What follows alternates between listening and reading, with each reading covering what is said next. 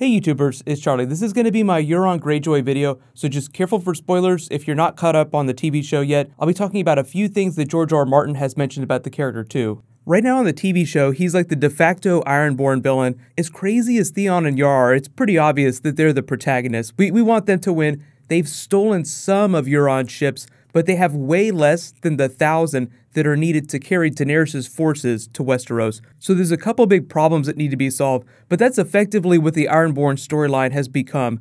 Daenerys coming to Westeros is just a question of who brings her to Westeros and who forms that alliance first. Will Yara sex Daenerys' tits off into an alliance, or will Euron make her submit?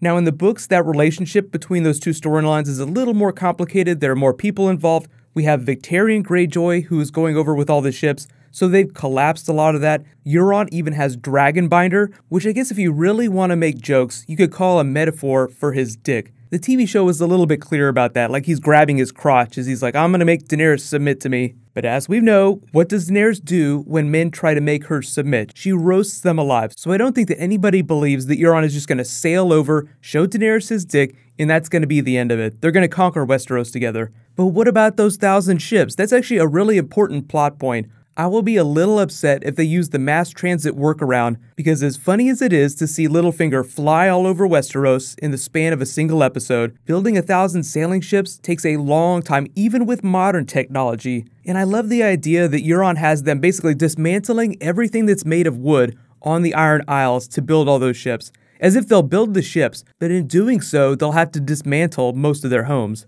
But either way, there's going to be some conflict with Euron, and because his power is at sea, it will probably take place at sea. So the real question with his storyline is whether or not Theon and Yara will gain the additional ships needed to get all the troops over, or if they'll just take a smaller force. Or even third option, Euron will actually make it around there eventually, and they'll just take the rest of his ships by force. The easiest way to get something in Game of Thrones that's relatively complex, rather than get a loan from the Iron Bank to build it, is to just take it from someone else. So that'd be an awesome takedown for Euron Greyjoy. But he's actually a pretty big badass, and he's sailed all over the world. So he's probably got a few aces up his sleeve Dragonbinder style, even on the TV show, even though it doesn't seem like the TV show is doing Dragonbinder. Here's my big question for you guys. Let me know where you think the Euron Greyjoy story is going to come to a head this season. Do you think we'll see a battle at sea? And how do you think that Theon and Yara are going to get Daenerys and all of her forces to Westeros? Do you think they'll take a smaller force with the ships that they do have? Or do you think it's going to be an Iron Bank solution? Now, they're in Old Volantis, so they're not super close to the Iron Bank.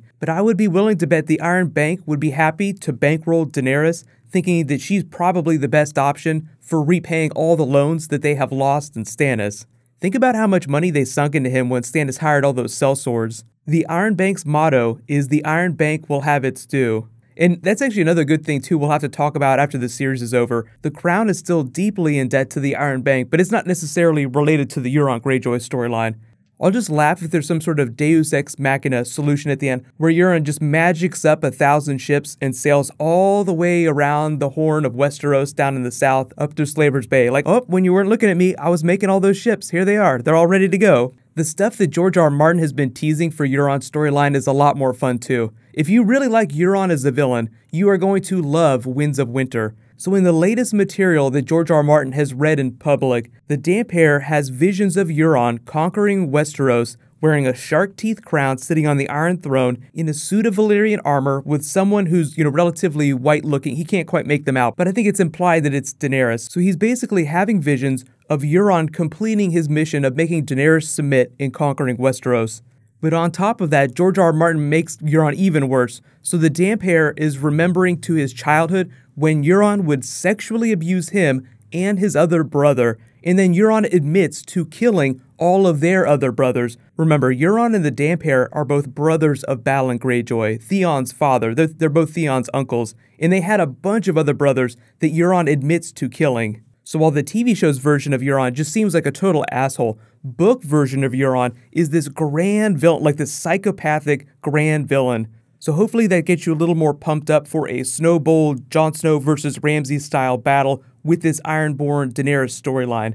What I'm hoping is they push Euron into next season and we see something of a Snow Bowl at sea with that storyline. But we haven't seen him in a while. There's 3 more episodes, including episode 8 tonight. so just be prepared for Euron Greyjoy follow-up scenes in the next couple of episodes, because even if they push him into next season, they still have to follow up with what's going on with him before the end of this season.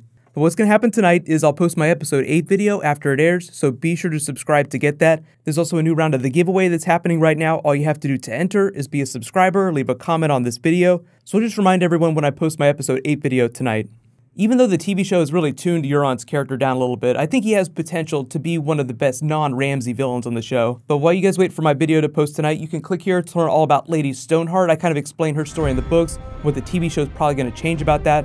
And you can click here for my episode 7 video from last week. Thank you so much for watching, everybody. Let's high five. I'll see you guys tonight.